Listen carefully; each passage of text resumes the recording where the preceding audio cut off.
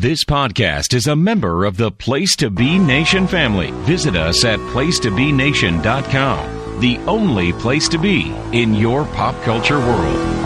Broadcasting from the state-of-the-art L-shaped studios at beautiful and serene Ho-Ho Loon Plaza in Vancouver, British Columbia. Greg Phillips and Nick Duke are the Hard-Traveling Fanboys. Hard-Traveling Fanboys! Hard-Traveling Fanboys! Hard-Traveling Fanboys! Hard-Traveling Fanboys! Hard-Traveling Fanboys! Hard-Traveling Fanboys! Hard-Traveling Fanboys! Tony, what's your favorite Tom Zink match? And why is it any time he tag team with Brian Pillman? I can't answer that, but I do have a question of my own to ask you. Why have, at the airports, people been stopping me to ask if the rumors are true? Those, of course, being the rumors about me having the Haas and you having the saddle and us liking to ride side by side. I haven't heard... That rumor is out there now. I haven't heard that at my airports that I've been at. You know, now, what I've been hearing, though, is that you and the old lady are having problems. Yeah, I've heard that. I've heard that, she got the gold mine and you got the shaft.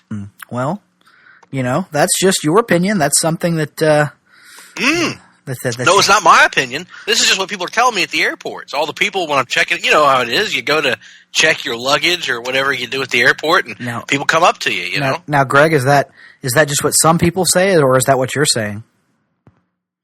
That's what some people are saying. That's just what some people might say. That is what some might say. I'm not saying that. That is not my opinion. I am telling you that others have indicated this to me. I got sources. I still have sources in this business, Nick. I haven't been out of the game that long. I go, GP, he don't know what he's doing no more. GP, he's out to pasture at this point. 34 years old. Doesn't matter if I'm 34. I am as alert and astute into the happenings on the streets at 34 as I was at 18. Which is to say not at all. Precisely. Hello, everybody. Welcome. Hi there. To the L-shaped studios in Ho-Ho Loon Plaza in beautiful, I mean just staggeringly gorgeous Vancouver, British Columbia, Canada. We are the Hard-Traveling Fanboys. I am Greg Phillips. He is Nick Duke. And we are here to deliver unto you the latest entry in a series that we cleverly and originally call Countdown. Now, Nick, tell the people why we call this series Countdown. Because we count down various topics. Top 5 lists. You know, the famous Listicast, or Listicle if it were in written form. It used to be in written form, and now it's in a podcast form, so we call it a Listicast. That's right, Reg. That's right, Reg. Now, these lists that we do, we don't collaborate on them, do we, Nick? No. We don't share any information beforehand about our list, do we, Nick? No. We go in completely blind, and we give you and our cohort our lists fresh as a daisy, as the old expression goes. As a daisy, or fresh as a... some other type of... fresh as a rosebud, perhaps? Fresh as a rosebud. And you know, Nick, when I think of rosebuds, it gets me in the spirit for chocolate. And we just finished Easter, and you won't find a better chocolate out there. I don't care what anybody tells you. You will not find a better chocolate than a good old-fashioned American Hershey's chocolate. That's true. Hershey's chocolate, the official chocolate of the Hard-Traveling Fanboys. The thing about Hershey's chocolate is it's so damn smooth. It's just so smooth, almost like it's almost like velvet, you know, just so damn smooth. Yes. Especially the dark Hershey's chocolate. It's kind of like, you know, yes, kind of like black velvet a little bit. And black velvet, as you know, leads to a strong Southern style. But that notwithstanding, Countdown is what we're doing here today, folks. And as we are we really don't have any timing for this. There's no lie. This is not a particularly timely episode. We're not trying to tie it in any trendy themes in pop culture right now. We don't. The one thing you can never say about the Hard-Traveling Fanboys. Well, there's two things you can say about the there's three things you can never say about the Hard-Traveling Fanboys. Number one is that we offer any value whatsoever. That's right. Number two is that we come prepared to every episode. That's right. And number three thing you can never say about us is that we follow trends, because we don't follow trends, do we, Nick? No, we are trendsetters, not trend followers. So we ain't no walk behind, if you will. No, we're new note finders. That's right. Now, what are we counting down this month? Let's get to it. Let's tell people what we're counting down. We are counting down in the past, we have counted down our top 5 favorite Marvel stories, correct, Nick? Yes, last year. And our top 5 DC stories. Yes, just a few weeks ago. So what we're doing right now is we're expanding our bubble, if you will. And much like the boy in the plastic bubble, our bubble is pretty small still, but expanding it nonetheless. And we are going to look at our top 5, and here's the caveat, non-DC Universe or Marvel comics. Now, you would think to yourself, oh, so this is going to encompass all Image and Boom Studios and Dark Horse and things like that. And you may partially be correct, but we are giving ourselves a bit of an out here, Nick, and tell the people about our little out that we've given ourselves here. Our out is that we say DC Universe. That does not mean it wasn't technically published by DC Comics, which means we are, for the purposes of this countdown, we are including Vertigo. And part of the reason we're doing that is because Greg and I, rather than being like some people who have sworn off superhero comics for the most part, we are firmly planted inside the superhero bubble.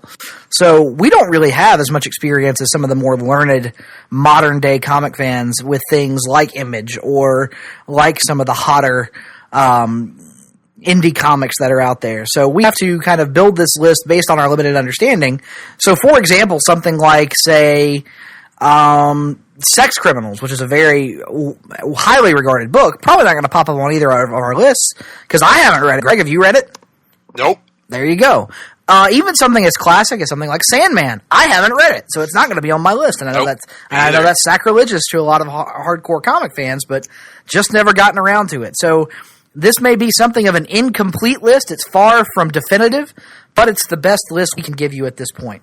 And if I had to bet, I'd imagine they're going to be fairly similar, at least in terms of the books that are on them. Yes, particularly at the top. The order. Yes.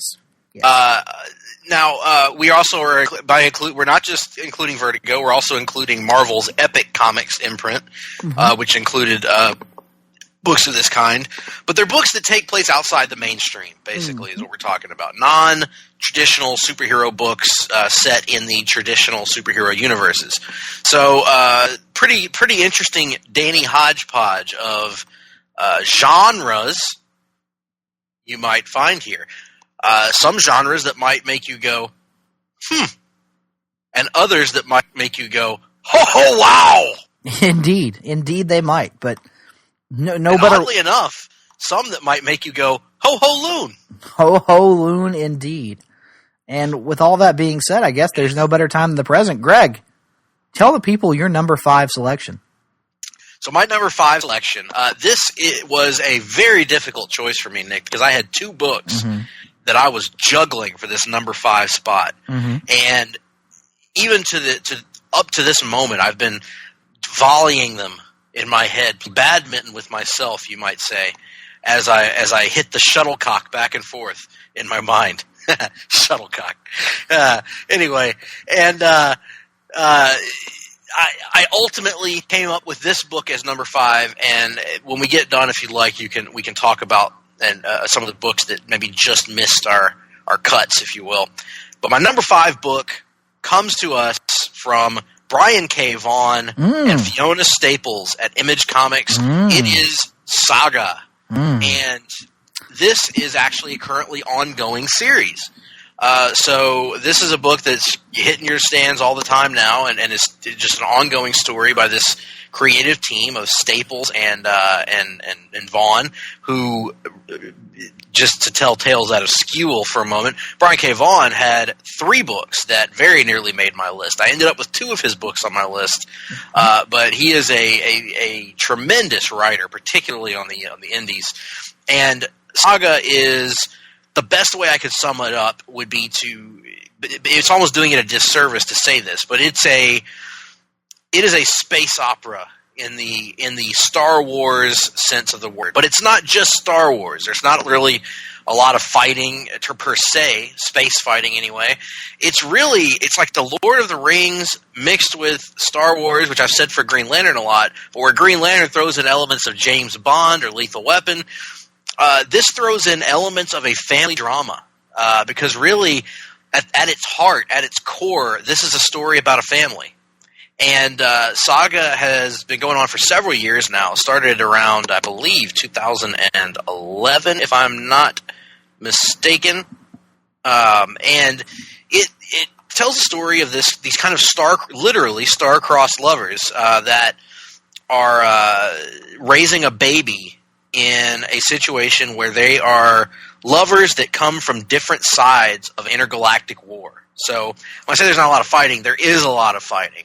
There is a war going on, but it's not a book that is really based on that fighting. And it's no surprise that Star Wars is a big influence in this series. It's kind of, maybe, we've talked about Green Lantern being the closest thing that we have to Star Wars in comics, but really this is along those same lines, even more so perhaps, because of the focus on the family of Alana, Marco, and the little girl, Hazel, that they're trying to raise. But it's just a weird, wacky adventure story that has all of these crazy alien races and alien creatures, intergalactic travel, just weird situations that pop up. There is a character named Prince Robot the Fourth who has a television for a head and is seen in the first issue taking a dump.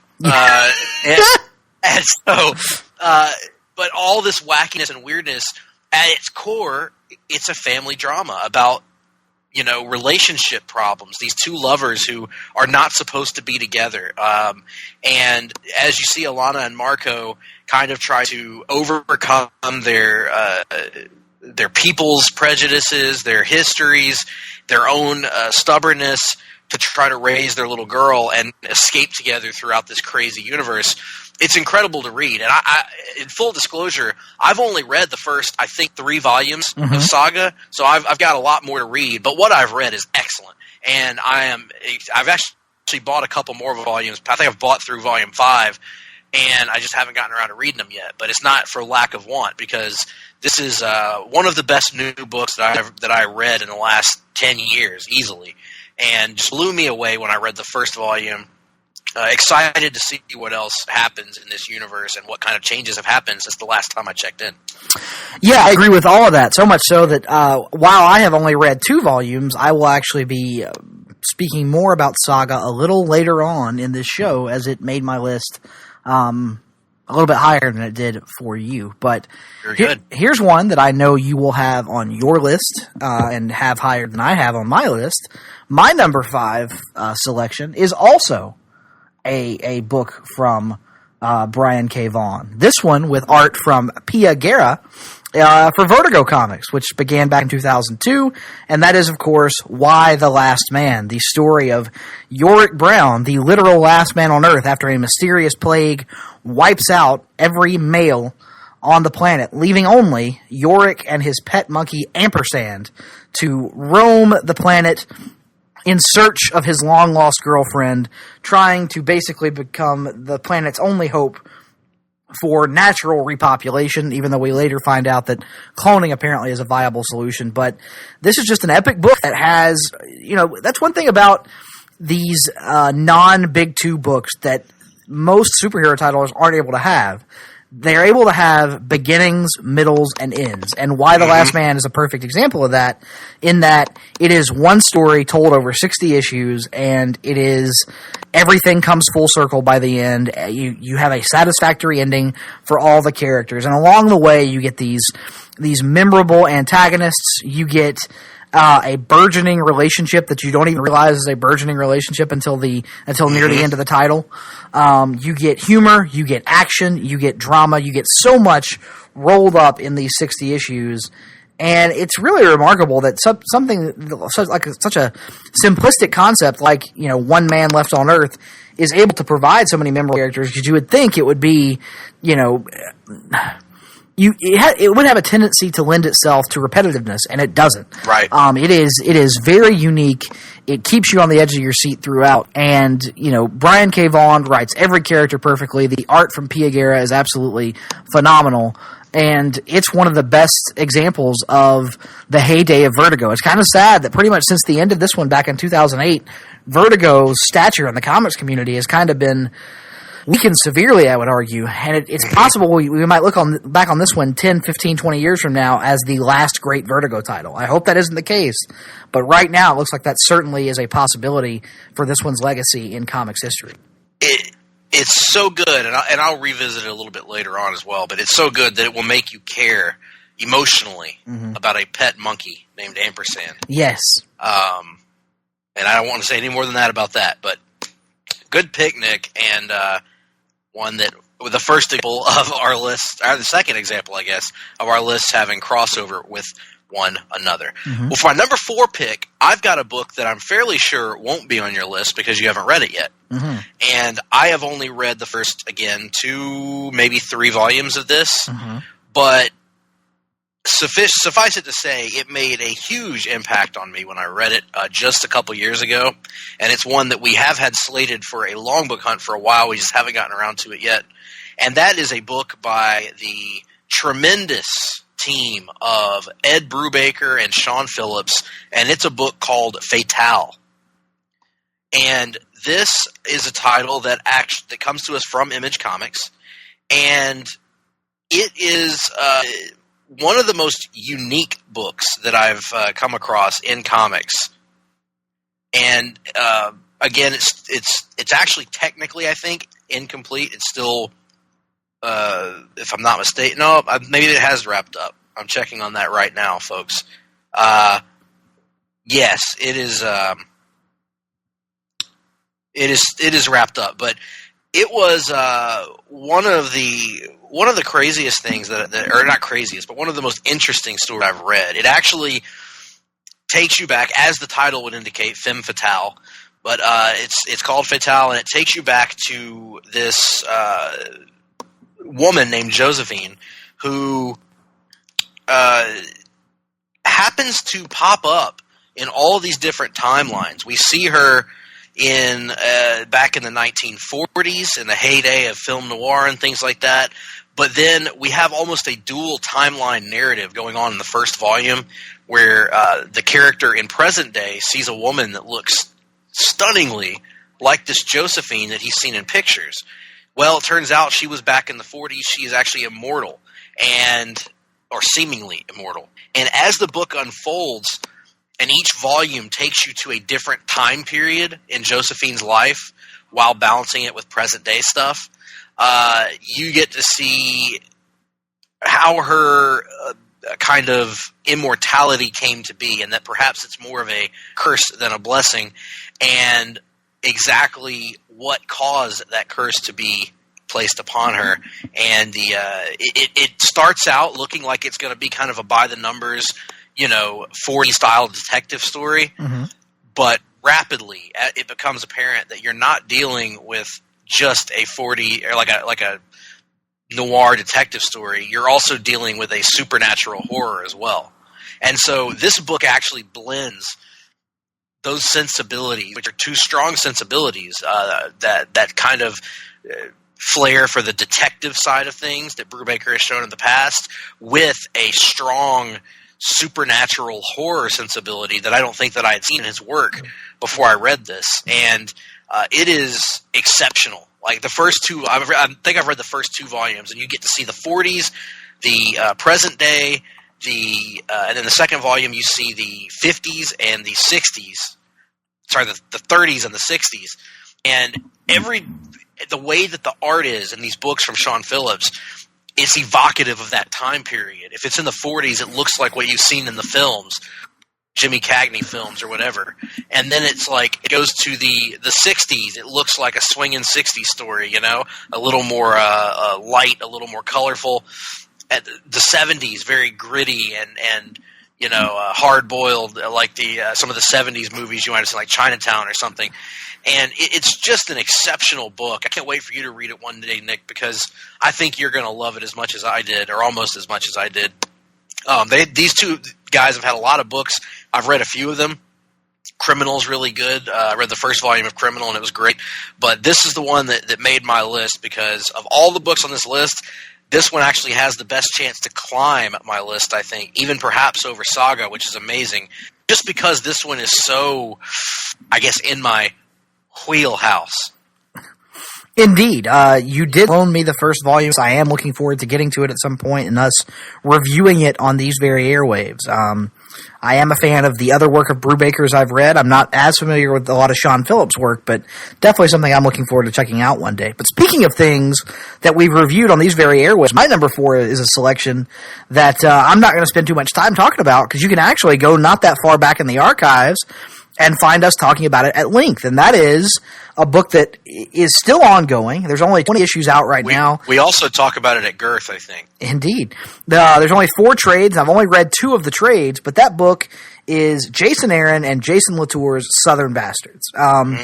As we mentioned in our full-length review of the first volume, I have not encountered a comic or arguably a piece of art in general since To Kill a Mockingbird way back in the 1950s that so perfectly encapsulates the good, the bad, and the ugly of living in the South and filters it through a somewhat comedic lens.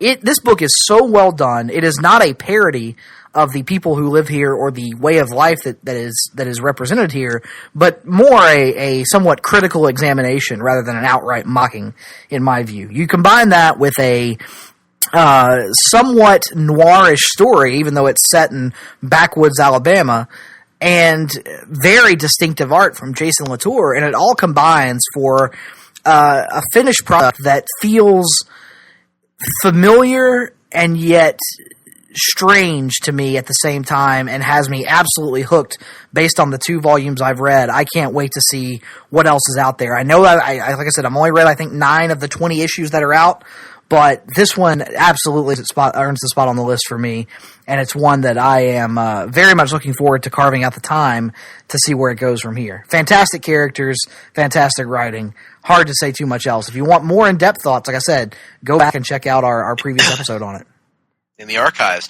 Embarrassed, Nick, that I actually blanked on this when I was making my list. I was drawing my list up earlier, and I completely friggin' forgot about Southern Bastards. I feel bad about that. I'm not sure if it would have made the list, but it damn sure would have been in consideration. Mm-hmm. So that was I guess you might say I committed a boner.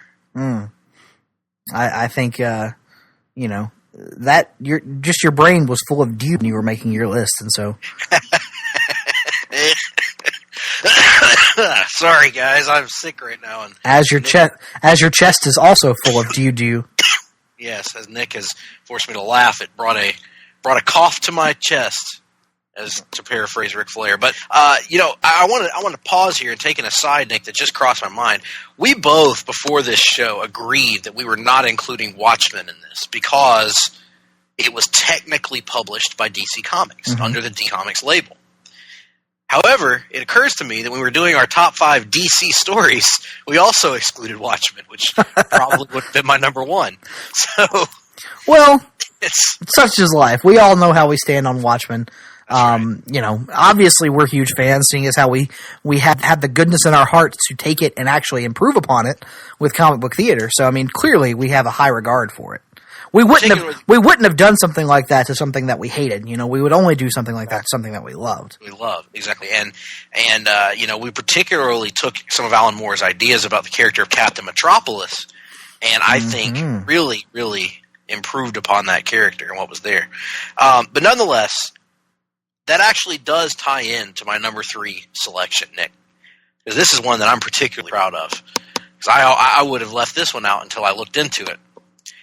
My number 3 selection comes to us from Alan Moore and David Lloyd, and it is V for Vendetta. Oh man, now I've committed a boner. Yes, we have both committed boners, and it has nothing to do with watching an Avengers movie. No. Now, I originally wasn't going to include V for Vendetta because my volume had DC Comics on it, but I looked into it, and it was originally published in an anthology series in the UK called Warrior, which had no ties to DC. That is correct. So it technically counts, and Alan Moore's V for Vendetta makes our list. Now, this is another book that we have talked at length about, but I believe that was in our column days. Is that correct, Nick? That is correct, yes. Where I had the controversial opinion that I actually think I like it better than Watchmen, but yes, I am a massive fan of V for Vendetta. If I had not committed this serious boner, I probably would have had it number 1 or number 2 on my list. Yeah,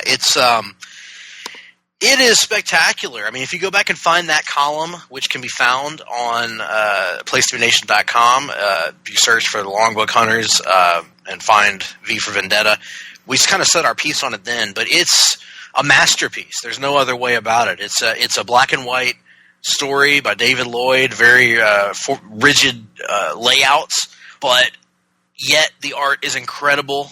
And it stands out in your mind. I can picture it, even as we're talking about it, Nick. It's been 2 years since I've read that book, and I can still vividly picture the characters, the scenes, as they played out in the book.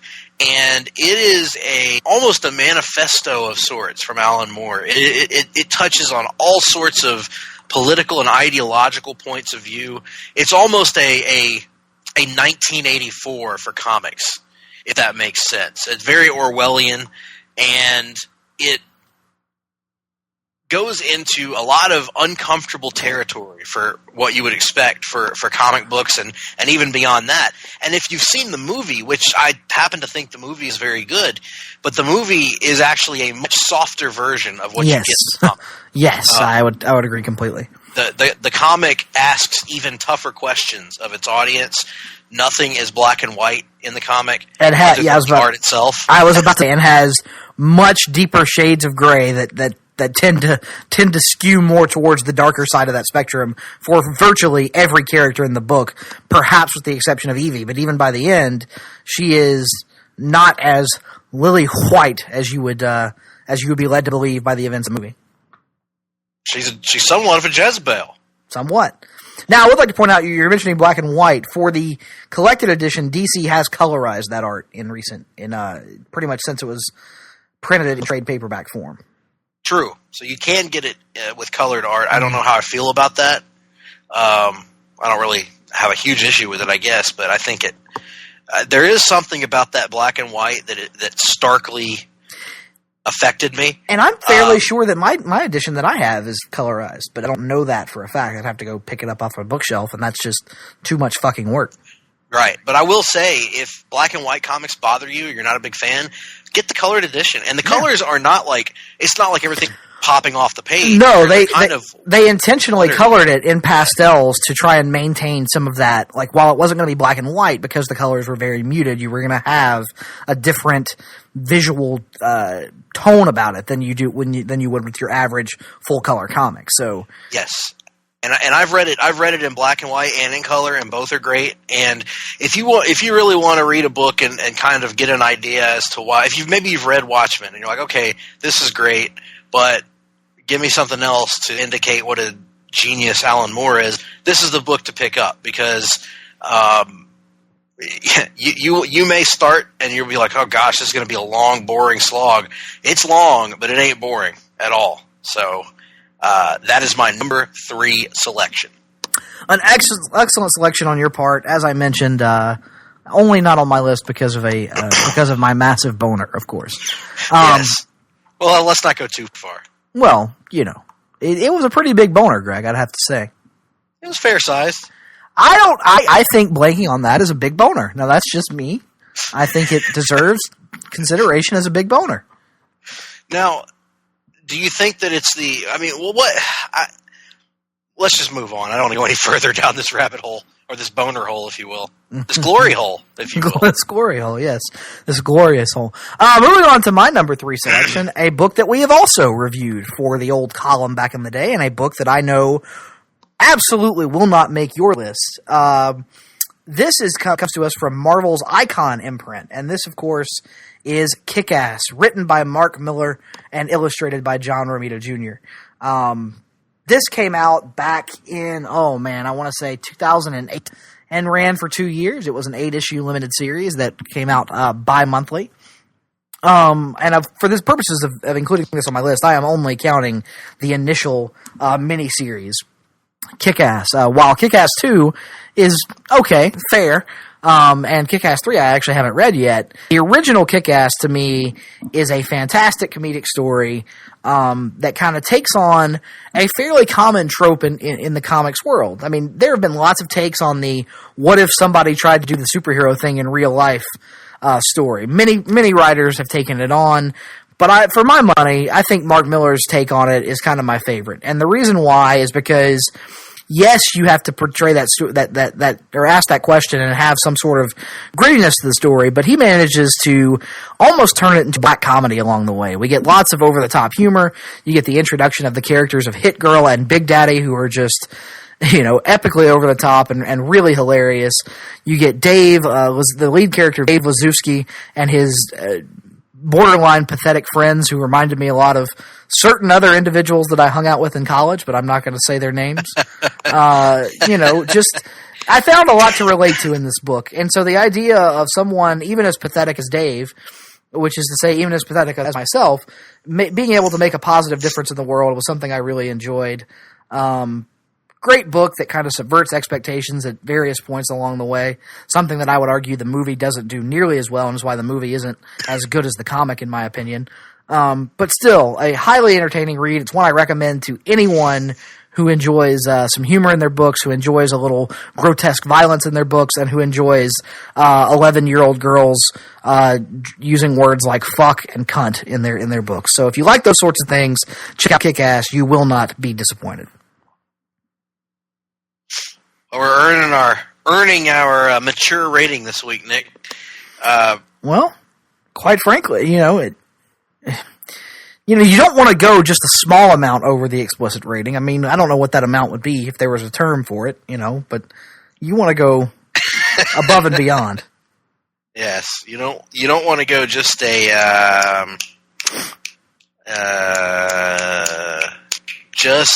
frog's hair. Frog's hair. That's it. Frog's hair. Well, my number 2 selection is also a bit of a mature title, and it's one that's already been on your list. My number 2 selection comes from Brian K. Vaughan, his second book on my list, and artist P. Aguera, and that is Why the Last Man. And Why the Last Man, as Nick covered, is the story of literally the last man on Earth, and really about all the women who are left as a result of how they respond to there being one man left on Earth, and what that man means in terms of his value to society and how it will move forward. So this series, I first heard about it actually through the old CWO, Blog of Doom, from some of our friends, Kyle Morton and a few others like that were reading it at the time. And eventually... It's still weird to me to hear CWO people referred to by their shoot names. It's odd. That's true, yeah. He was Noir et Blanc. Yeah, I'm saying in the context of that specific discussion, it's still jarring to me somewhat. It is. I agree with you on that.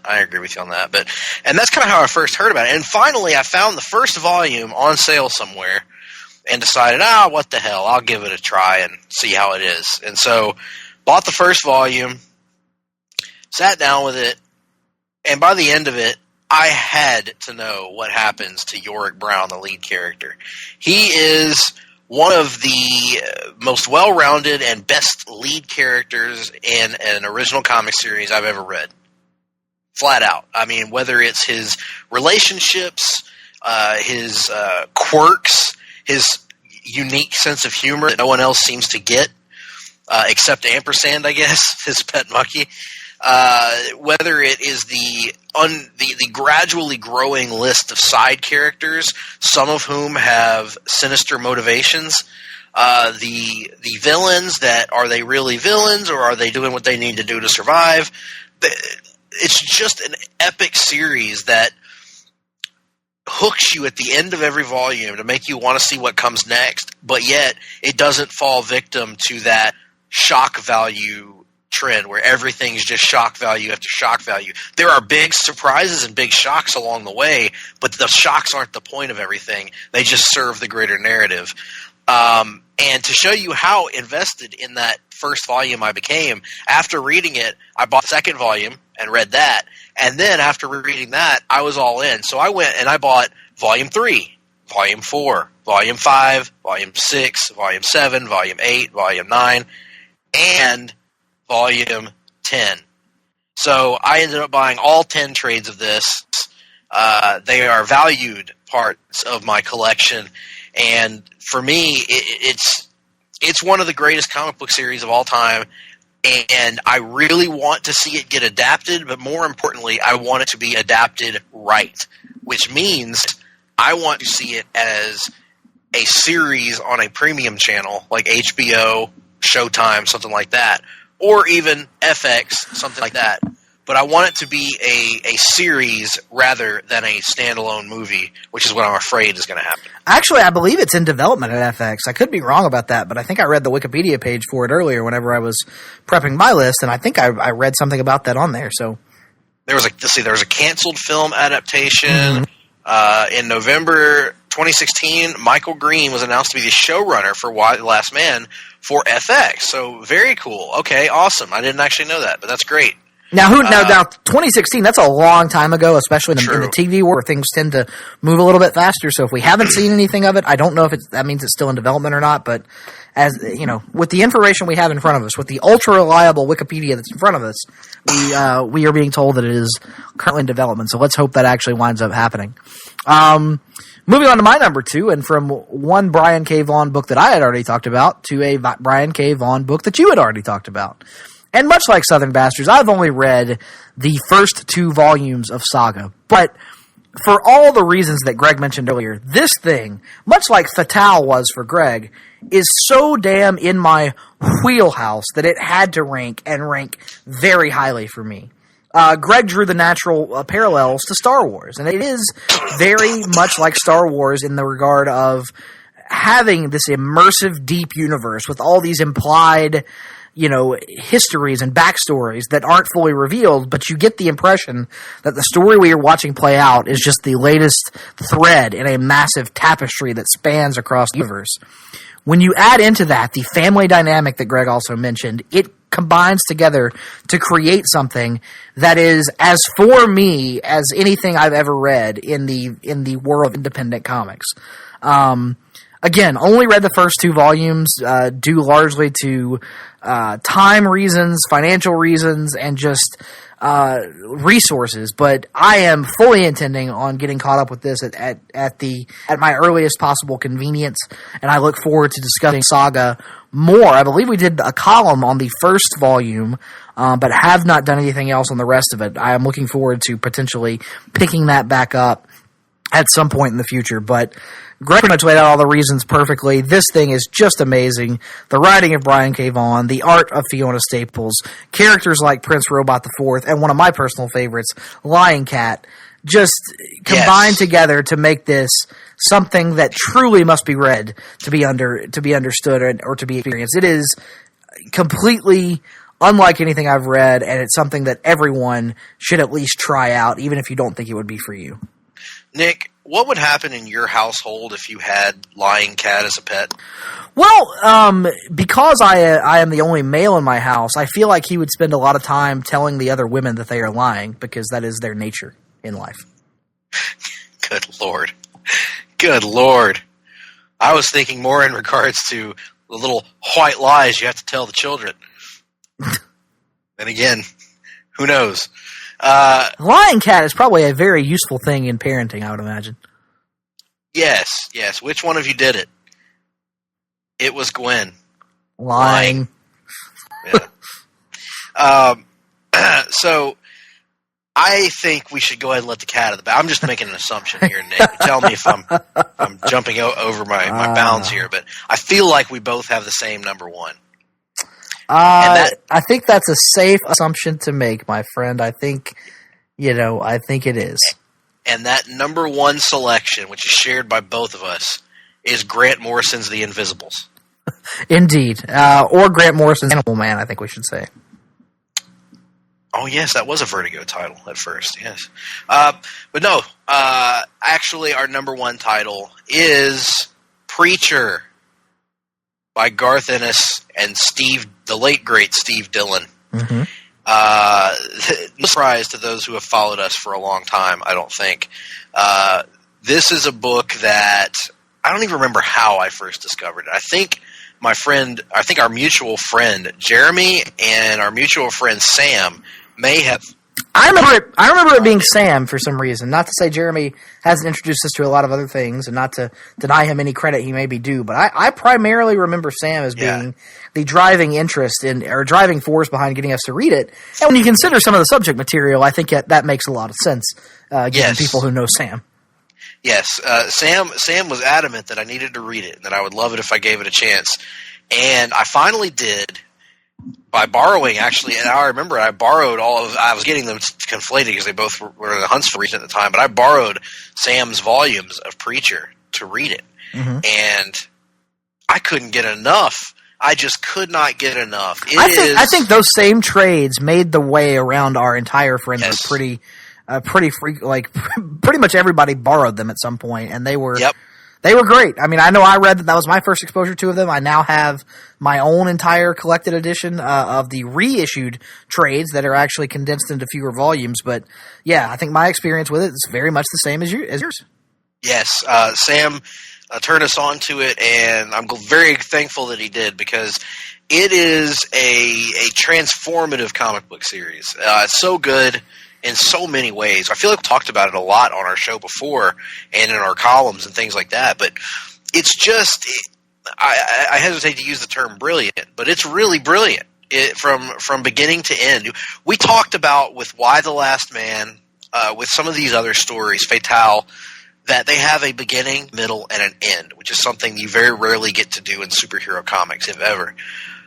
But I think no book illustrates that better than Preacher. Ennis and Dillon got how many issues, Nick? 80? Something like that? Something like that, yeah. It's not as simple as Why the Last Man, because it has some standalones, some specials, that sort of thing. I'm looking now. So let's see. There are 66 main issues and 5 special issues for 71, and then a 4-part miniseries. So 75 if you're including them all there together. 75 issues, which take place over the course, the better part of a decade. It's half a decade, 5 years. Yeah. And they tell a complete and cohesive story, create an entire cast of characters from the ground up, make you care about these characters, flesh them out to the point where the side characters get their own standalone stories, like Arseface, the Saint of Killers, Jody and TC. They get their own side stories. John Custer. Cassidy, of course. John Custer, yes, absolutely. Who made our greatest dads list at one point. Mm-hmm. And it just creates this tapestry of characters and settings that is simultaneously, and let's go ahead and get this out of the way, the funniest comic book I've ever read in my life. Yeah, I would agree. It's absolutely hilarious. And, that's the thing, though, about this book is it's not going to be for a lot of people. Like, for example, there are books that I'm a advocate for the comics medium, and there are books I feel comfortable handing to anyone and saying, check this out, maybe you'll like this. This is kind of what comics are all about. This is not one of those. And I don't say that to be a criticism of the book. Right. I'm just saying it is certainly an acquired taste. It is something that is not going to be for everybody. Case in point, I had my wife read it at one point, and not a fan. Not a fan, to say the least. And that's something that if we're being honest, kind of surprised me with your love for it, because it does deal with a lot of religious material, and you tend to be a bit more conservative in that regard than I do in terms of what the humorous aspects of it, and what you're willing to put up with. Right. Yes. It's one of those things where the Kevin Smith movie Dogma could be seen kind of the same way. A lot of people, when it came out, were up in arms about it, and I watched it, and I kind of took it differently. To me, there's no getting around the fact that if you are, it is extremely sacrilegious. If you're a hardcore Christian, or even just a moderate Christian, it's a sacrilegious book on that front. But also, I think you have to be willing to look at things that critique your belief system and see what you can take away from that. Because what this is it points out, it's taking a humorous, satirical look at a literal interpretation of the Bible. God, the devil, angels, all that stuff. But it's also using it to analyze human behavior and the way people react to different situations. And so it does it in a way that is so entertaining and that is so over the top that I couldn't spend time being offended because I was enjoying myself too much. It was just too much fun, and I agree with you, Nick. I wouldn't recommend it to everybody, but I think for me, it's not. And the thing about it is, it's not just a funny book, because that's kind of what tricks you. Is you think, oh, it's just hilarious, and it is. It's absolutely hysterical. That's the level I most enjoy it on. But beyond that, it's about people. Right. It's an incredibly poignant love story for one. Yep. It's an incredibly fascinating story a story about how a relationship between two friends can evolve and fall apart and come back together. It like, as crazy as it is to say, the friendship between a vampire and a man who's imbued with the power of the voice of God is one of the most realistic interpretations of male friendship that I've seen in a comic book. Like it's so well done because it nails a lot of that guy dynamic. And so there are various things about it besides just the humor that work on a more emotional and genuine level. Yes, and it's the relationship of Jesse and Tulip. It's fathers and sons throughout the book. It's the sort of notion of masculinity, of what that means. It's connections, personal connections to things, to nostalgia or to abstract ideas or whatever. And it basically, it encompasses what the medium can accomplish to me. Like, in a way that it's not trying to do necessarily what Watchmen did, but in a different way, it's showing you what comics are capable of. That they're making you laugh, they can make you cry, they can make you feel on a lot of different levels, and it's kind of one of the crowning achievements for that for me. Like, when I got to that final issue, I almost didn't want to read it because I didn't want it to end. I didn't want the journey to end that I had seen to that point. But it ends in a spectacular fashion, and it has just a litany of incredible dialogue, and again, just one of the most entertaining pieces of fiction I think I've ever encountered. Yeah, I couldn't agree more. I mean, so many memorable characters you meet along the way, even outside of the core three of Jesse, Tulip, and Cassidy. I mean, you have just unforgettable side characters like Odin Kincannon, like Grandma Langell, like Jody and TC, Arseface, of course, the Saint of Killers, Hair Star, All-Father Daranique, the Messiah. I mean, like, it is a book where almost every issue is introducing you to some new character or concept, and it's one that hits almost every single one of them out of the park. It's very rare to see a comic bat 1,000, but this one pretty much does. Exactly. Totally agreed. And that kind of brings us to the end of our countdown, actually, right now. And I wanted to touch on maybe a few of the books that... There's one in particular that I'm highly surprised is not on your list. And I think I know the one that you're talking about because I have it here listed as number 6, and it was the one that I was going back and forth on for that number 5 spot. And that is Brian Azzarello and Eduardo Risso's 100 Bullets. Yep, it was also on my preliminary list, and I wound up having to take it off. The other one I also considered. I had 3 others that I considered. Those being 100 Bullets, Irredeemable, and yes. Oh, what was the other one? I'm blanking. I know there was another one though. It'll come to me eventually. Yeah, I 100 Bullets is one that I love, but I think it's been so long since I've read it because I kind of was stoned. I couldn't find one of the volumes, and so I was stonewalled at like volume 6 for a while. Finally got volume 7, and I haven't gone back to read it yet. So that's probably the reason that I didn't miss. But I love it. Great, gritty series that, again, posts interesting ideas, very cool art, very cool kind of street-level storytelling. And then, of course, you mentioned it with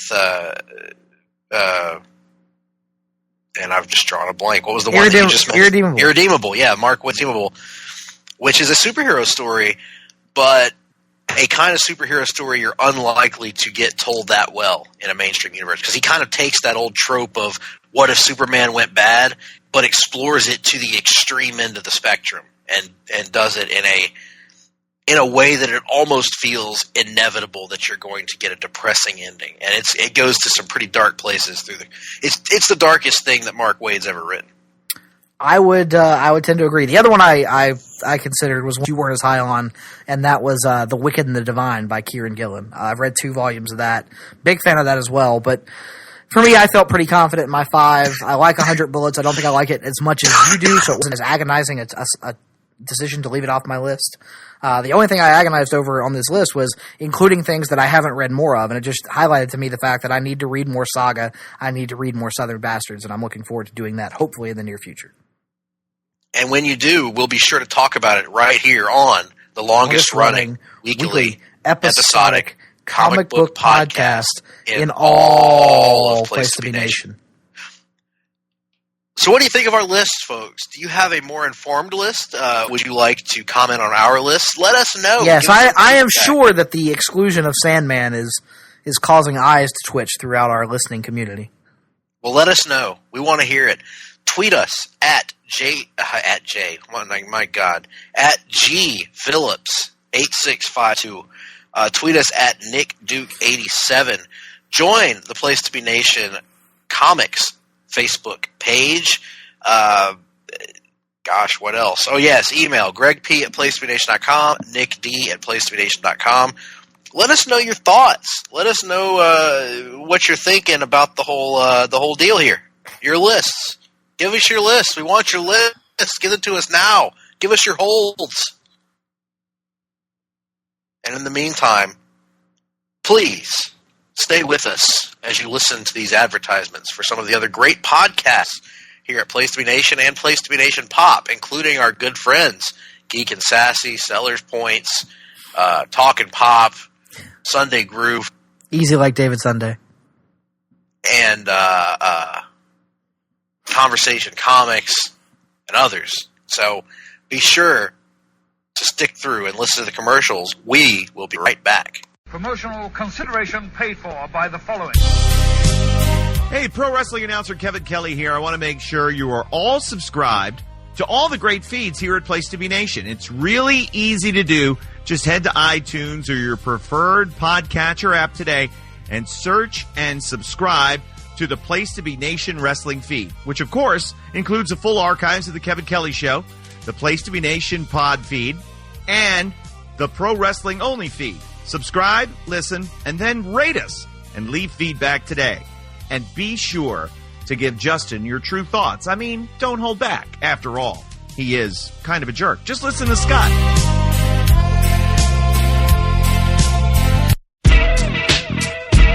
Place to Be Nation's JT Rosero and Chad Campbell here. We want to let you know that we have a ton of great podcasts available to you on iTunes, Stitcher, Google Play, and PlayStation.com, and we offer those to you on 3 great feeds.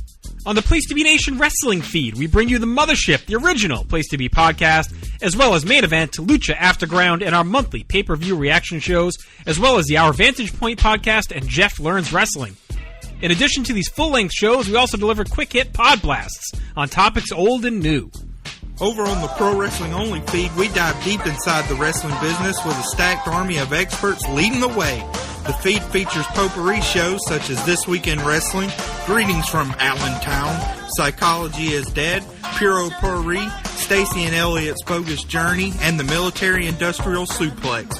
We also have shows that focus intently on certain topics like Letters from Center Stage, Space City, and NWA Classics on Demand Adventure, Through the Years, Strong Style History, Strong Style Story, and Mount Olympus. Plus, the feed has the full archives of legendary shows like Titans of Wrestling, Where the Big Boys Play, Letters from Kayfabe, and much more. And on our popular Place to Be Nation Pop podcast feed, we offer such great shows as the Glenn Butler Podcast Hour Spectacular, Rank and File, PTBN Dadcast, Go Home in a Box, NBA Team, and Lucha Undead, as well as a veritable podcast heaven for comics fans with the Hard-Traveling Fanboys, Sellers Points, Todd Weber's Conversation, Geek and Sassy, and Imaginary Stories podcasts. You can find all of these current shows plus archives of our past podcasts, including The Kevin Kelly Show, as well by subscribing to all of our feeds on iTunes, and while there, be sure to rate and leave feedback as well. All of these shows, plus others, available on PlaceToBeNation.com, where we cover pro wrestling, sports, movies, comics, plus in-depth stretch projects and more.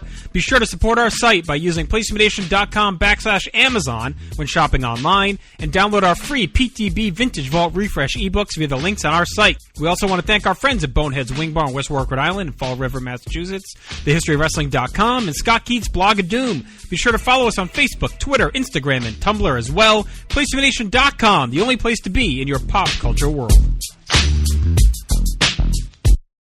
We are back, ladies and gentlemen, from the break. And before we go any further in this broadcast, I would like to throw a shout out to a gentleman who listens to our show on Twitter. He is Geek and Eats. He is at Hal2814.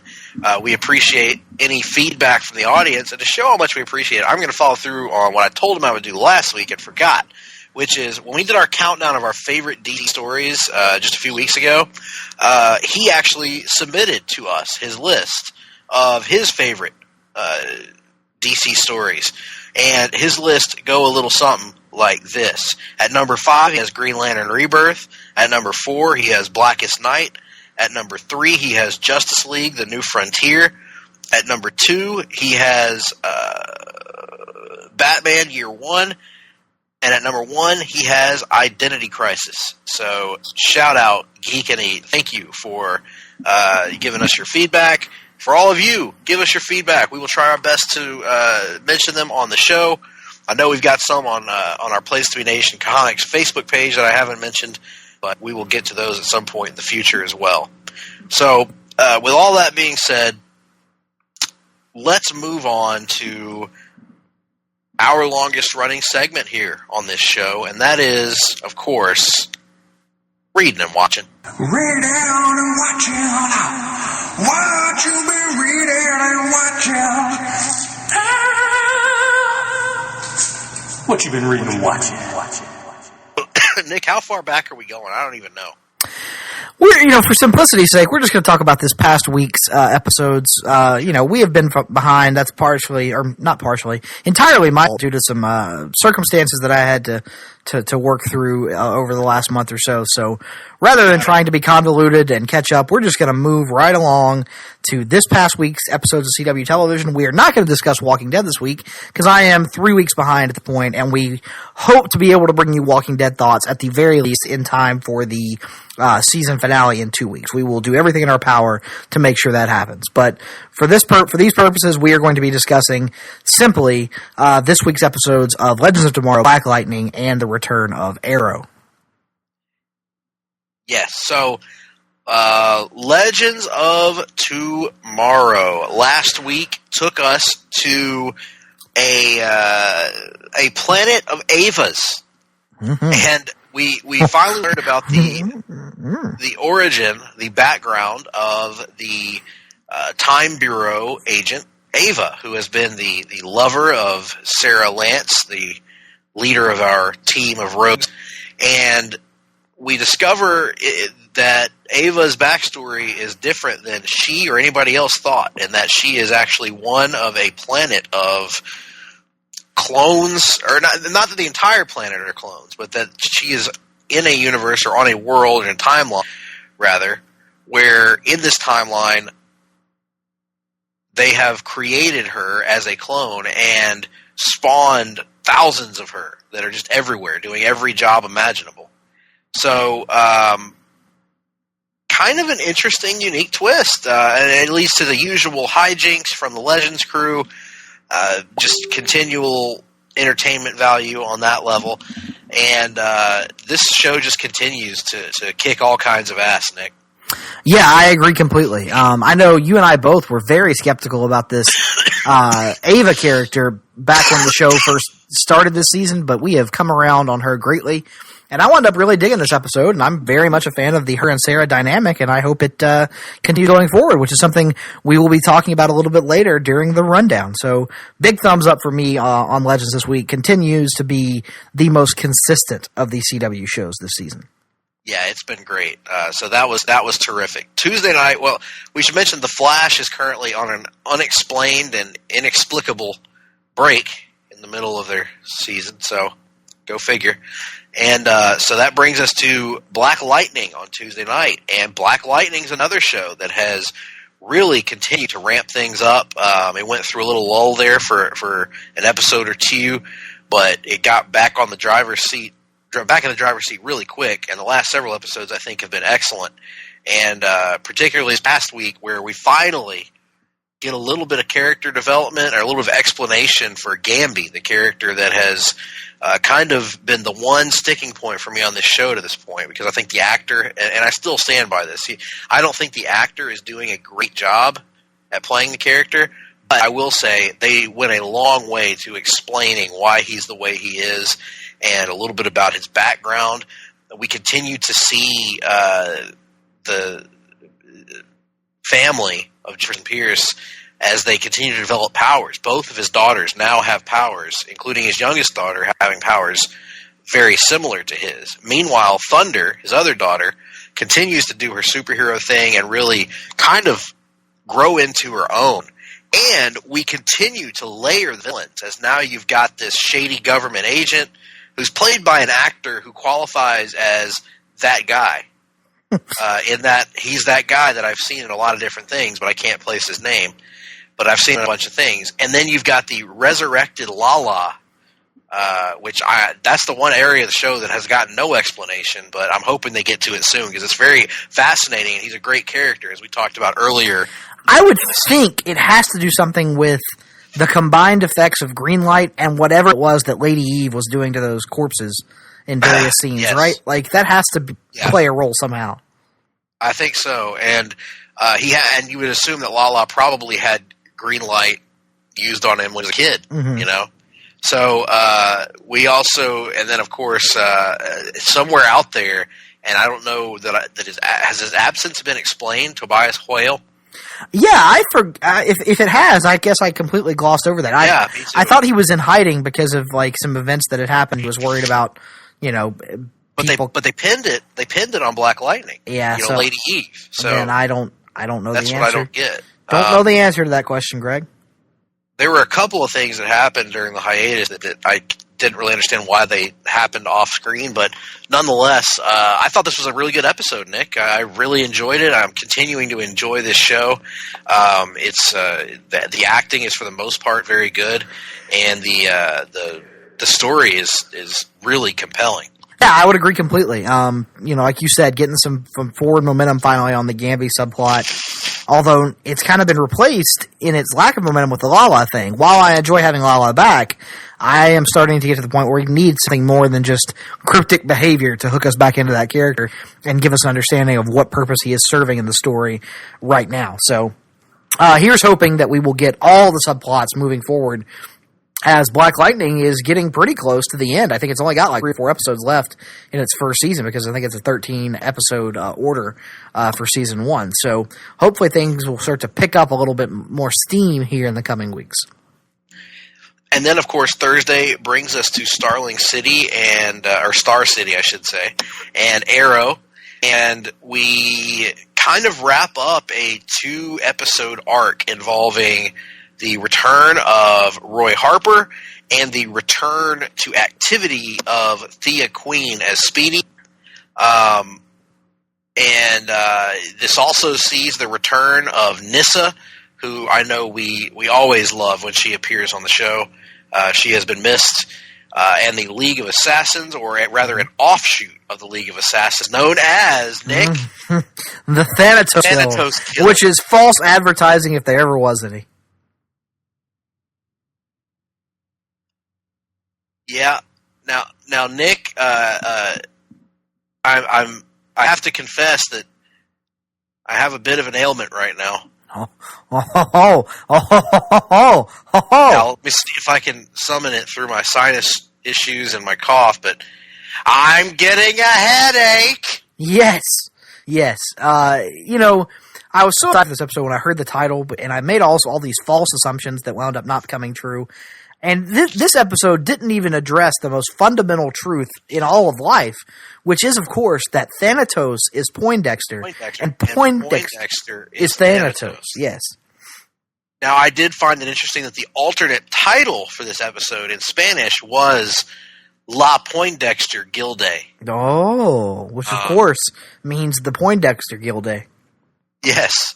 So, all of the factors that we're mentioning right now combine into a very good episode of Arrow, which came on the heels of a very good episode of Arrow. So 2 very good episodes back to back. And I don't think it's a coincidence, Nick, because it involved more of the original Team Arrow. We get Speedy back, we get Arsenal back, including his baseball cap, and they are just so much more interesting than Curtis, Renee, and Dinah. Agreed. As far as members of the team. This week especially, when they did choose to focus on Dinah and Curtis, it mostly worked because they weren't having them in constant conflict with original Team Arrow. They weren't having them bitch and moan and complain about everything that Ollie and Diggle and Felicity were doing.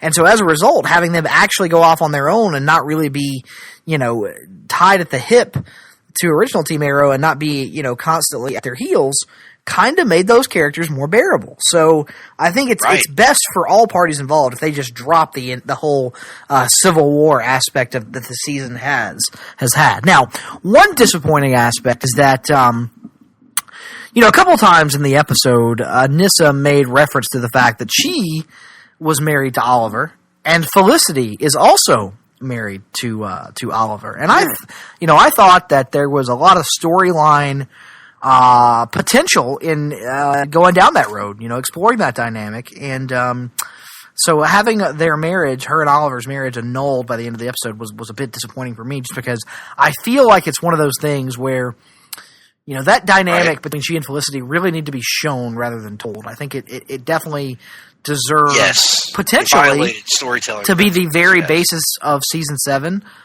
and seasons 8, 9, and 10. But that's just my own reading of the situation. I agree. I think Oliver converting to Mormonism could have been an element.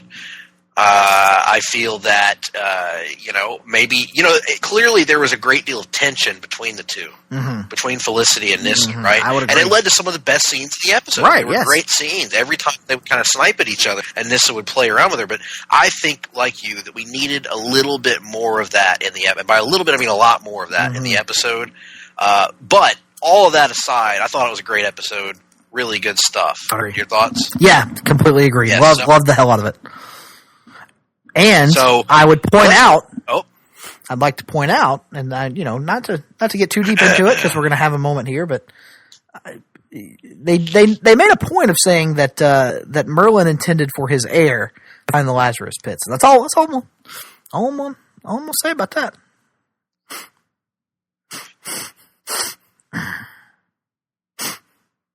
Yeah.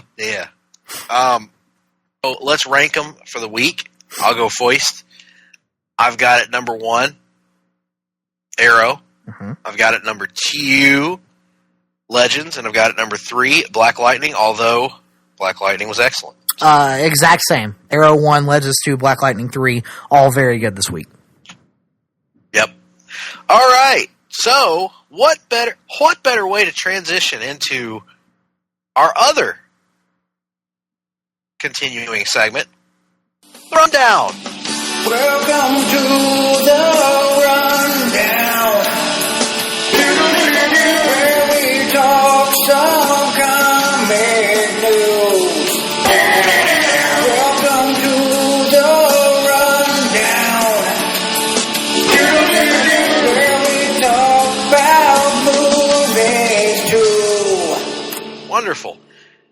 And I say that because our lead story is the renewal of all of the DC CW shows. That's right. All of them are coming back. With the exception of iZombie, if you count that one. Has not yet been confirmed. That has not yet been confirmed. It's on the bubble, so to speak. But we've got The Flash, Arrow, Legends, Supergirl, and Black Lightning all coming back next season. Great news. And I think one thing in particular, Nick, that stood out was a certain image that was tweeted out by Stephen Amell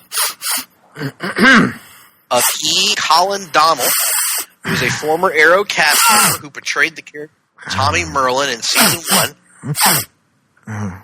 And as you can tell, Nick is having sinus issues at the moment, but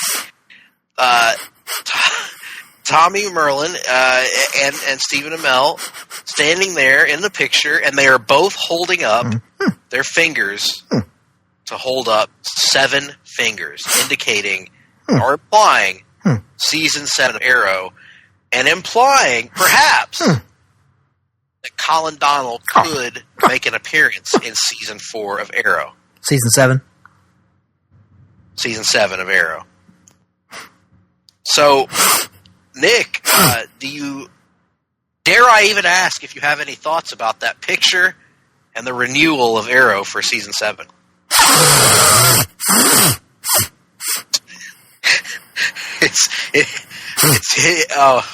You're going to be unbearable if it actually happens.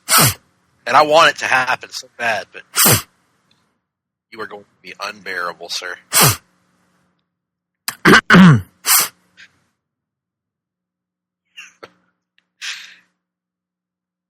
Yes?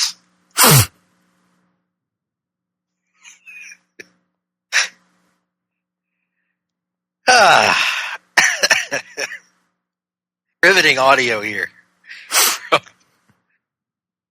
From my what else can I mean, let's just let it play out and see what happens. It's far from a confirmation at this point, but so Nick, do you think that this is an indication we may have our big bad for season 7 of Arrow? Oh, far be it from me to draw that assumption or conclusion, but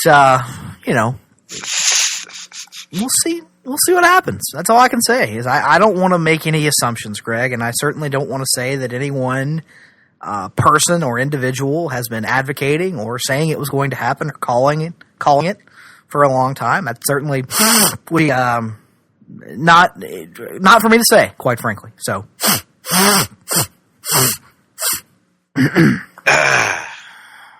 Well, the news is mostly good here. We got our renewals. We also got news that Ava is going to be a series regular on Legends of Tomorrow next year, as will Constantine.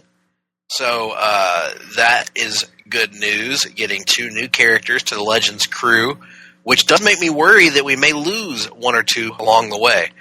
But the news isn't all good, because we also got news that one of the original stars of Arrow, Willa Holland, who played Thea, is exiting Arrow. She is one of the show's original actors, appearing in all 6 seasons as a regular since 2012. And Mark Guggenheim, who's the co-showrunner, said that it was Willa Holland's idea to exit, that by the end of season 4, she said she wanted to reduce her commitment to the show, and her contract apparently ends after season 6. So they've known this was coming for a while, and the Thanatos Guild episode kind of a way to seemingly write her off, at least for now. That doesn't mean that she can't come back, of course, and make guest appearances. We've seen that with many actors on this show. So we'll have to see what happens with all of that. But I'll definitely miss her on the show. I've enjoyed since she's been an active part again, but hard to blame an actor for wanting to go and explore other avenues after that many seasons. Yeah, I completely understand it as well.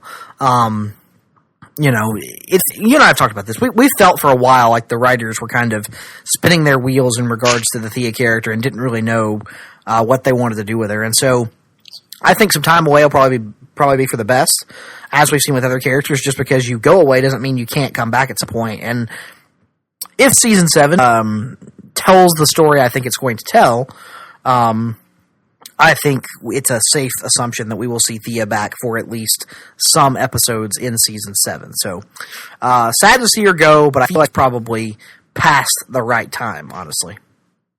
Yes. Well, the right time never arrived for the long-talked-about Donald Glover-helmed Deadpool animated series for FX Network. Mm-hmm. That is because the network pulled the plug on the show before it ever saw the light of day.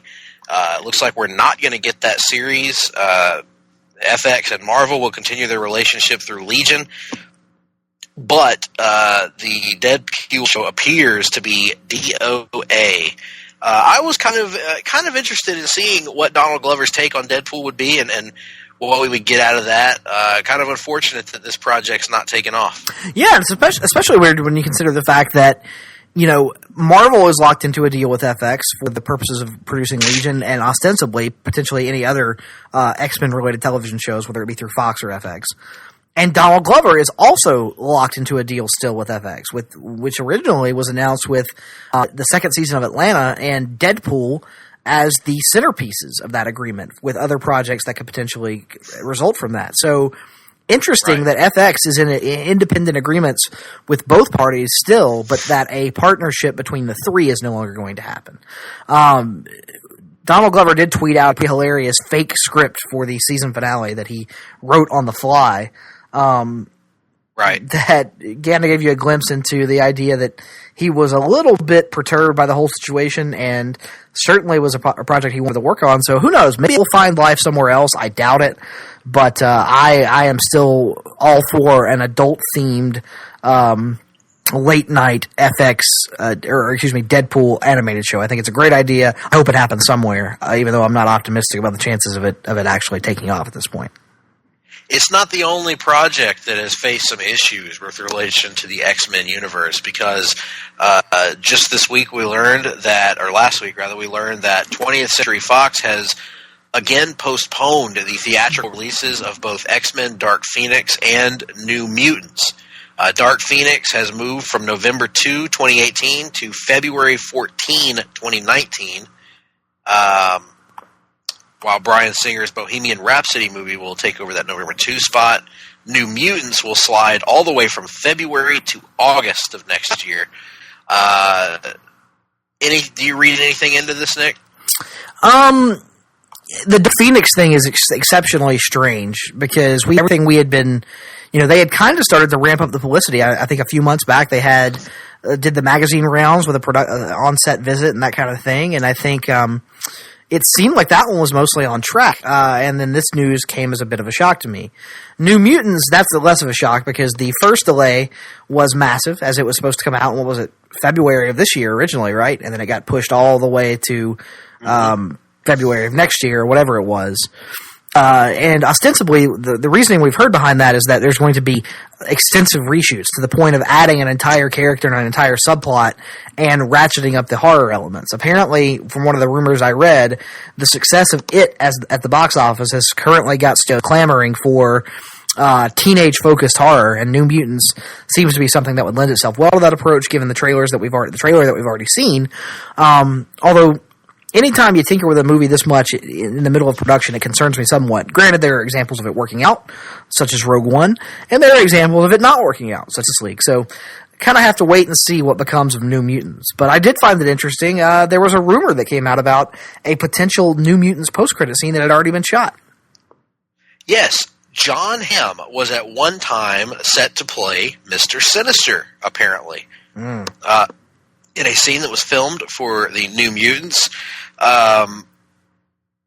However, the studio reportedly changed the plans, and now Antonio Banderas is slated to play an unspecified villain, which could very well be Mr. Sinister for all we know. I could see John Hamm as an ex-villain. What about you? Yeah, I could too. I could also see Antonio Banderas as an ex-villain, so I have no issues with either of those things. John Hamm, obviously his mutant power would have to be slapping people with his allegedly massive penis, but that's just... You're saying he's got a low-key big ham. I've heard he has a high-key big ham, but that's neither here nor there. I am for either of these things. I know John Hamm has something of a passionate following with his success in Mad Men, which I am still bewildered by the idea that David Sunday ever enjoyed Mad Men, but that's once again neither here nor there. So I'm for it if it happens. I'm not that bummed out if it doesn't happen. How about that? I have no raw feelings on John Hamm, I suppose I should say. Another actor, big-name actor, even bigger than John Hamm, although not in all ways, who passed on a villainous role or missed out on a villainous role is Matt Damon. A quick cameo in Thor Ragnarok, of course, as a fake Loki. And apparently Marvel wanted him to be the villain in the Spider-Man Homecoming sequel. However, this is according to trade magazines and whatnot, and the industry gossip, Matt Damon decided to pass on the role. We've also heard Matt Damon rumored for different comic book projects over time, and apparently he's just never found the right one. I think this would have been really cool because he's a great actor, but I think that there are probably other potential roles for him out there than a potentially one-off villain in a Spider-Man movie. And see, I'm not necessarily convinced that the role would have been a one-off. I think for a young Spider-Man... They would have had him play an Osborn? I could have played a fantastic Norman Osborn, honestly. Well, there's one big problem with that, Nick. What's that? Have you seen Matt Damon's hair? Listen, if they can de-age Robert Downey Jr. by 30 years, who's to say they can't digitally create basketball hair? Now you're thinking. See, initially you just dismissed my complaints about basketball hair. Now, well, I've learned that dismissing... Not only are they valid, now you're saying they need to actively be investing money in pursuing ways to make this digitally happen. I like it. I didn't say that at all. I like where this just happened. What I said... What I did was I attempted to dismiss them, and you refused to let it go. So I have to at least acknowledge your concerns about the basketball hair at this point. So there they are. They could possibly CGI it. I don't care if they don't have basketball hair. Personally, while we say Matt Damon passed, remember Michael Keaton reportedly passed like 2 or 3 different times on the role of the Vulture before eventually signing on. So I think we need to forget about the Osborns, and I think we need Stone Cold Steve Austin to play Kraven the Hunter in a Spider-Man movie. Why did this podcast turn into a Triple H promo all of a sudden? I don't quite understand. Because you, Nick Duke, of the Hard-Traveling Fanboys podcast, led me to this promo. Oh, okay. Well, there you are. Your Triple H sounds a lot like the wheezing kid from Malcolm in the Middle who had to speak very quietly or very deliberately as well. But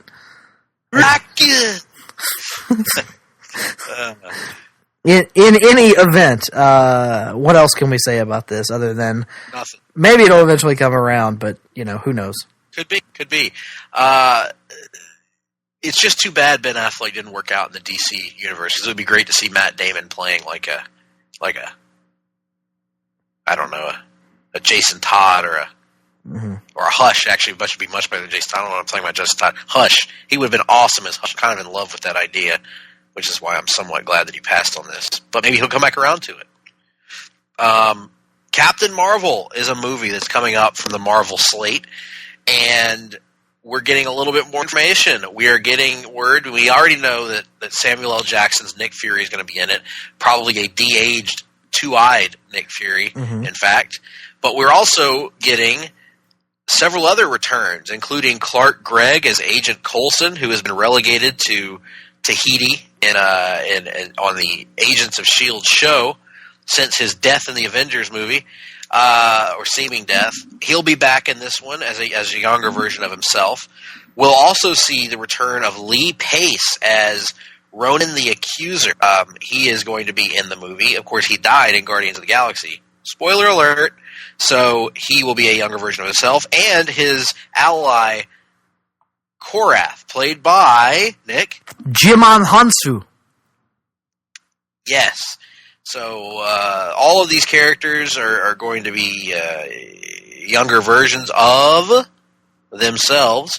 So, interesting. What do you think of being a period piece, Nick?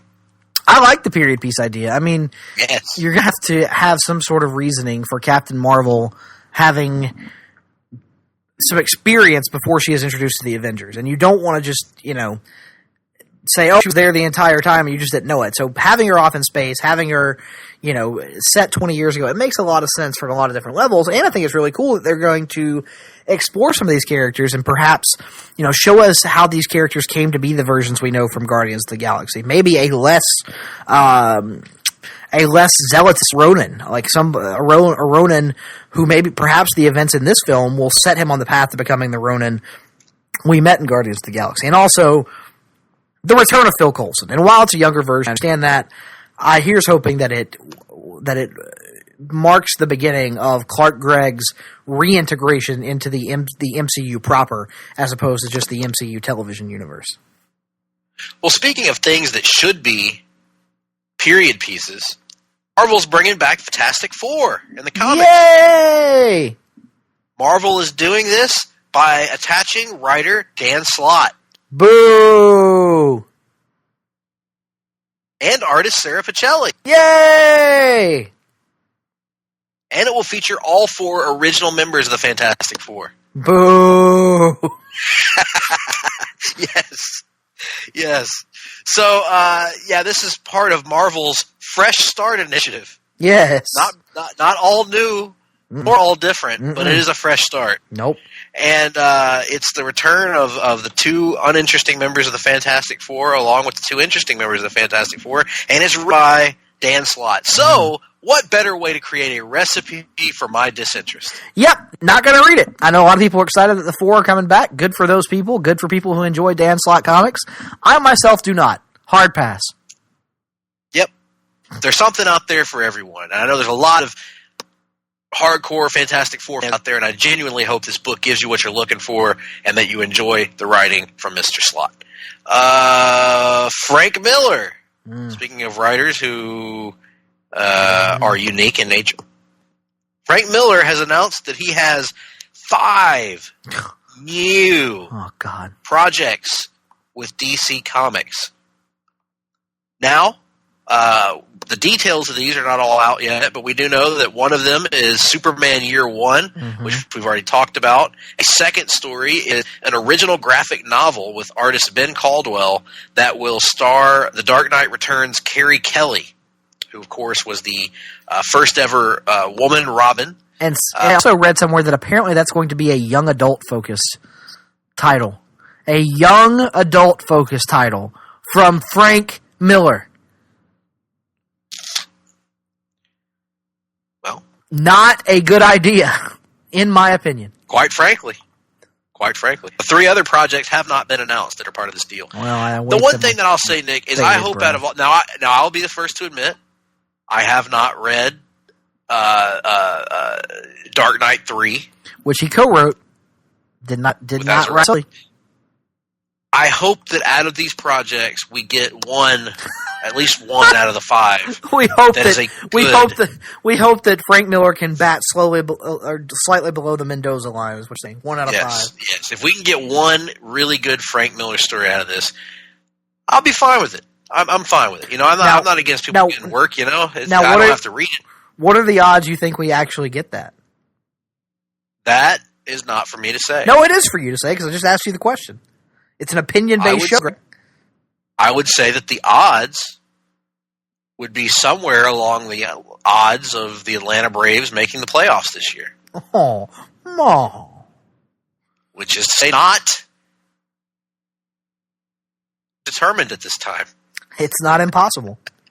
It's not, by goodness, impossible. But what's also not impossible is the resurrection of the Justice League line of comics at DC. Mm-hmm. Because we've finally gotten details of what will be spinning out of the No Justice event. All of these different Justice League titles under the Justice League banner. They will include 3 Justice League titles as well as other titles.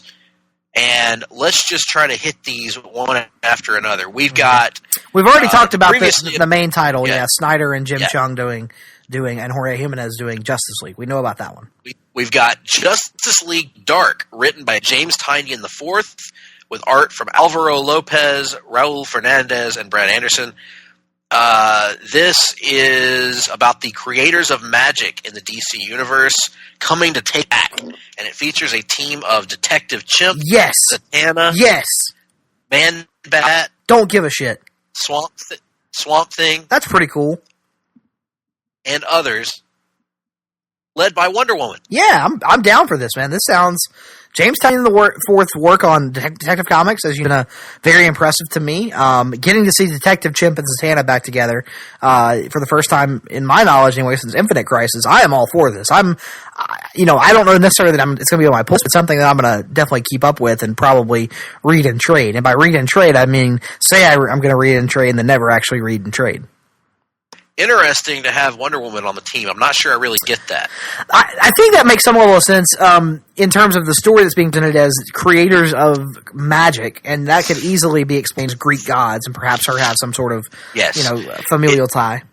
It also makes it clear that this is a limited concept in terms of I don't think this is going to be a title that will run for 3-4 years. It's probably a 1 or 2 year title that will then eventually lead to a bringing back together of the status quo, if you will. But nonetheless, interesting. So we move from Justice League Dark to Justice League Odyssey. And this has got to be the weirdest of all the pitches. Got writer Josh Williamson and artist Chip John Sejic. Now, see, that's the exciting part, is Sejic on a Justice League book. But oh, yes. Here's the lineup. But this will feature Cyborg, Starfire, Azrael, Jessica Cruz, and Darkseid. They explore the universe in one of Brainiac's old headships, with flames painted on the side. You have obviously for the most of the segment, you have asked for my thoughts on things, and I've given you my thoughts. But I know that you, Greg, in particular, have some thoughts on this. Would you care to share those? I would. I ain't got no time for Darkseid on no Justice League book. I don't understand painting flames on the side of a Brainiac skull ship. I don't know what the hell business Azrael has on a Justice League team. I've no issues with Jessica or Cyborg being on it. I have no issues with Starfire even being on it. But again, Darkseid is the greatest force of evil in DC Comics. This would be, Nick, like putting the Joker on a Batman family team. This goes against some villains you can see as temporary good guys. I know the example that people are going to throw at me right away is Lex Luthor in Justice League. Worked out great, right? It was fun. It was a great book. But he is a human character that, again, has some redeeming qualities about him. in terms of, yes, he's a bastard and an asshole and all that stuff, but at the end of the day, his motivations are more than simply, I want to destroy all life. Darkseid literally wants to destroy all life and subjugate it to his will. But now, he's going to help them to fight a greater evil than himself, and I don't like that. I've seen it before, and I didn't like it then either. We've seen Darkseid seemingly work with the Force of Good before, and it usually hasn't been that great. But that being said, and this is clearly an homage to the Odyssey storyline back in the 80s, but I'll let it play out and see where it goes, but this team does nothing for me, and I'm not remotely interested in this concept. I hope that it's great. Maybe it will be, and I'll revisit it at that time when it comes. Although the art does sound amazing. I was about to say, at the very least, it's going to be beautiful to look at. Sajik is one of the best artists going today, and I think they quickly realized that and bumped him up from Aquaman to a bit more high-profile assignment. Here's hoping that upward rise just continues for him. Yes. And in more exciting news out of this lineup, we get, also operating out of the Hall of Justice, will be a new incarnation of the Titans. And this will continue to be written by Dan Abnett. And it will be it's described by Snyder as the Justice League's AAA farm team. And I love that description of the Titans. I think that lines up with what we get on Young Justice. The team will be led by Nightwing and Raven. No issues there. And it includes Beast Boy, Steel, and Miss Martian. Interesting still there. I don't know if that's going to be a new version of Steel or what.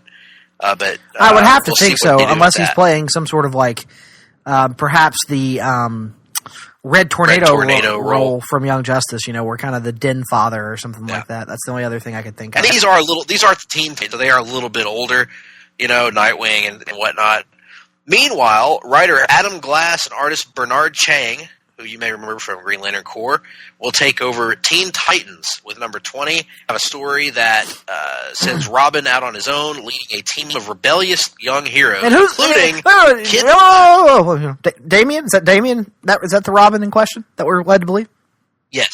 Who's on that? Who's on that team with Damian? Kid Flash,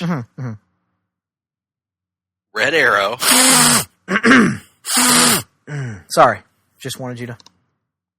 My mistake. Red Arrow, who is Amico Quinn. That is a decent, fair idea. Just a not too shabby idea. I wonder who had such an idea. Who could have come up with such an idea? Whoever it was, Greg. Quite frankly, clearly has a hell of a mind for this business. That's all I'm saying. Well, Benjamin Percy, the writer, does have a great mind for the business from when he introduced the concept. 2 years ago. In any event, certain Peter David sponsored events, which may be returning in the near future. I'm saying it's just something to keep in mind, folks. Just something to consider when looking over this title is to think of certain ties it has to certain Place to Be Nation pop or features, and certain individuals who first pitched the idea and said it would be a great dynamic to explore and that it would work. The book also will feature completely new characters, including Lobo's daughter. Thoughts, Nick? As excited, in all seriousness, as excited as I am for an ongoing that will have both Damian and Amico on it, I got no time for any Lobo's daughter, and I have, controversially enough, I have very little time for New 52 Wally West. Not my bag, baby. This is probably, with Ben Percy leaving, this is probably going to mark my end as a Teen Titans reader. And I should mention that all this is spinning out of the events of Dark Knight's Metal as well, which we haven't, Nick, I think, has enough issues to read, but I have not read, so maybe the Darkseid thing makes more sense than I'm giving it credit for, but I'm just not a fan of the concept. But also, we get Hawkman, a brand new Hawkman title in this banner that will that we've already talked about. I think getting his own book. Yeah. And also an unnamed. Go ahead. Yeah, there's an unnamed project from writer Brian Edward Hill that may spin out of his upcoming Detective Comics story, The Team's Batman and Black Lightning, which I would throw out there will probably be an outsider. Yes, that is the rumor, is that the Outsiders will be making their return as part of this Justice League line to be overseen by Scott Snyder. That's right. Monty Hall will be there. Mm-hmm. Graham Nash. And if you can get him away from the set of Dundee, the boot, where he's going to have a cameo role, Hogan might be there. That's right. Paul Hogan will be there. So you've got Hogan and the Outsiders in one comic book. I mean, how can you pass that up? My God, Nick, I think we've reached the end of the line. I think we've reached roadblock, the end of the line. We have. What a name for an end of a show. Roadblock, the end of the line. Yeah. Well, you know what they're doing? They're giving us the go home cue, Nick. But well, all I can hope is that at some point during this podcast, we have gotten our audience to come like fire.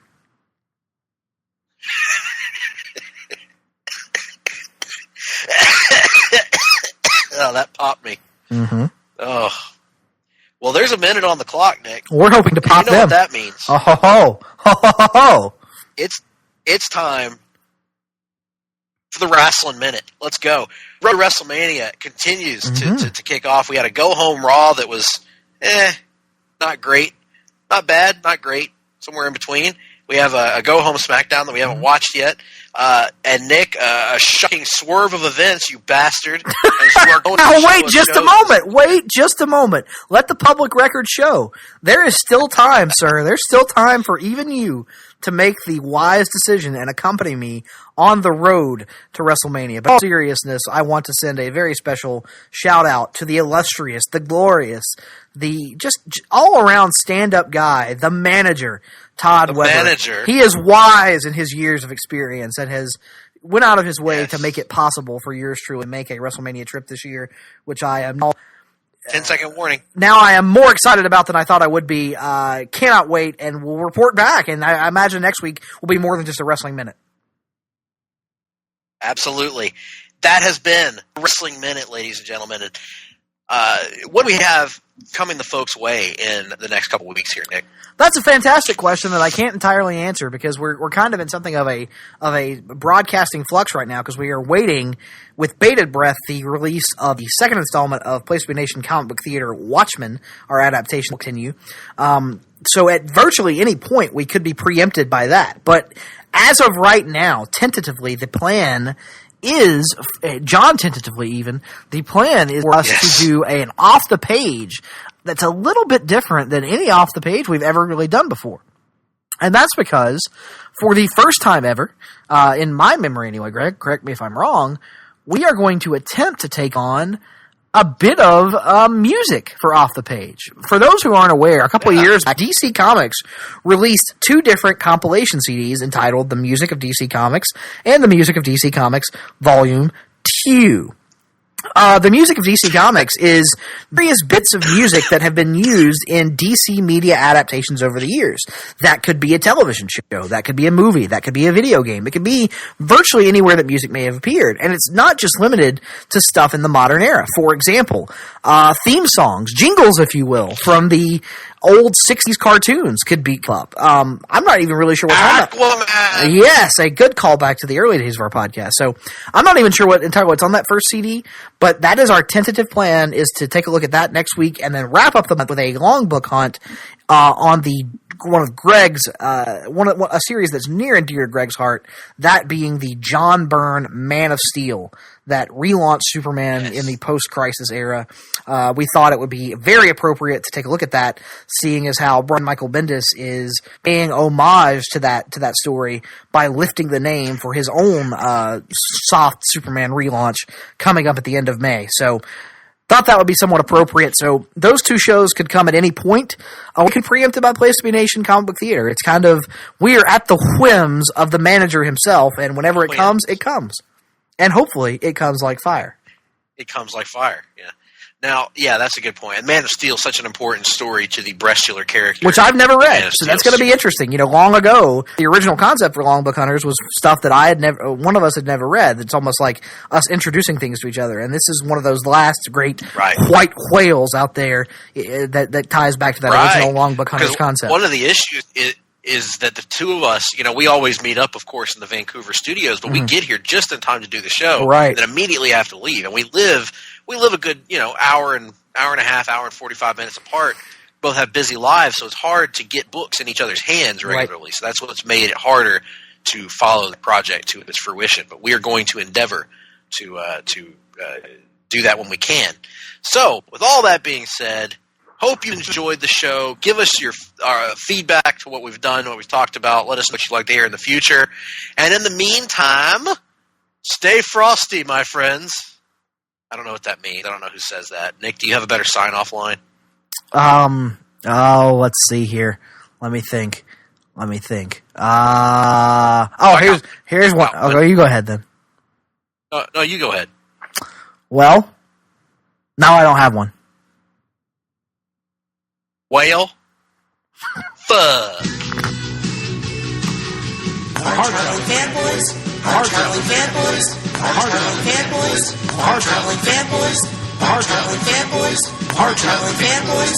Hard-Traveling Fanboys. Hard-Traveling Fanboys. Hard-Traveling Fanboys. Hard-Traveling Fanboys. Hard-Traveling Fanboys. Hard-Traveling Fanboys. Hard-Traveling Fanboys. Hard-Traveling Fanboys.